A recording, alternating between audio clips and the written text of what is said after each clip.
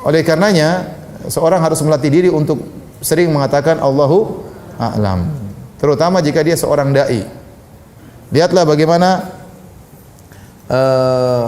Imam Malik rahimahullahu taala, ibu bisa lihat halaman 40 ya. Halaman 40 dan seterusnya.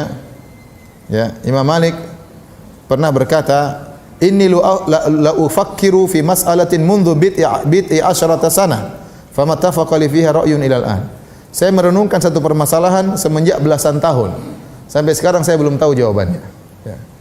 Tidak berani berfatwa. Belasan tahun dia merenungkan satu permasalahan. Dia tidak tahu jawabannya, dia mengatakan sampai sekarang saya tidak tahu jawabannya.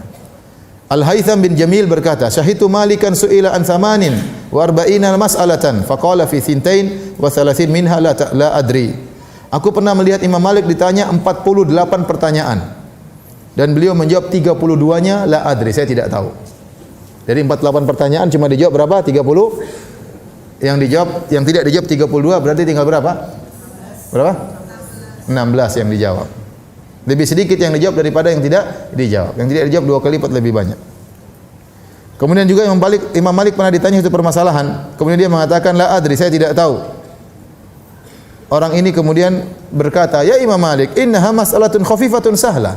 Ini pertanyaan permasalahan ringan Imam Malik. Kenapa kau tidak jawab? Kata Imam Malik, "Laisa fil ilmi syai'un khafif." Tidak ada dalam masalah ilmu agama perkara yang ringan, semuanya berat. Amma sami'ta qaula Allah Ta'ala inna sanulqi 'alaika qaulan tsaqila. Tidakkah kau dengar firman Allah kepada Rasulullah, sesungguhnya kami akan lemparkan kepada engkau perkataan yang berat.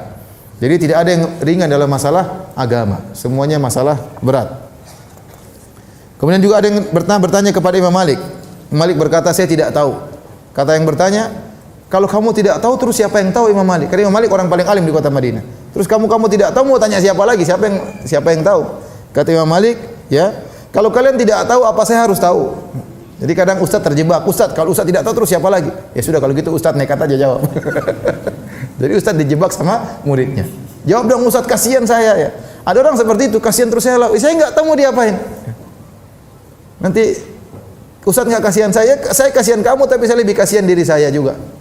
Kamu masuk surga, saya masuk neraka, enak aja. Kalau saya salah fatwa, yang tanggung dosanya siapa? Saya ya. Ente selamat aja ya. Jadi maksud saya, semua masalah agama adalah masalah yang berat. Ini harus sering kita ingat-ingat. Baik murid, terutama apa? Ustaz. Sehingga kita tidak sembarang komentar.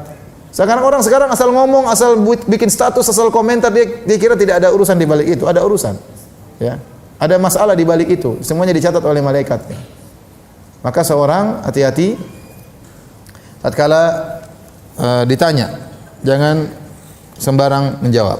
Kemudian Imam Malik berkata, "Wa inna ma ahlakan nasa al-ujubu wa talabur ri'asah." Yang buat orang-orang binasa adalah ujub terhadap dirinya dan ingin diakui, ditinggikan.